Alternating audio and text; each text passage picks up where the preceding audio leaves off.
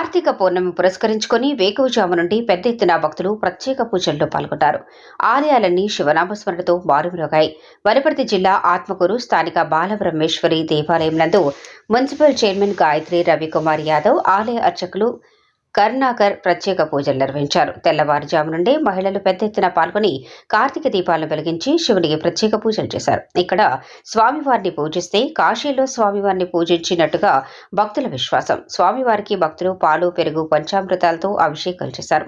ఇట్టి కార్యక్రమంలో బాలకృష్ణ, బాలరాజు, రఘు, కురుమూర్తి, ఆటో, అంజీ, రాము భక్తులు పాల్గొన్నారు.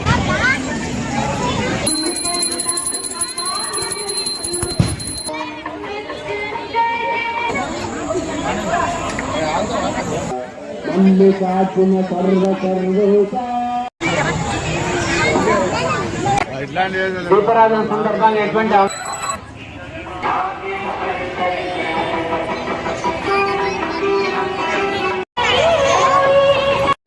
ఈ యొక్క ఆధ్యాత్మిక నిండుగా వెలిగించే విధంగా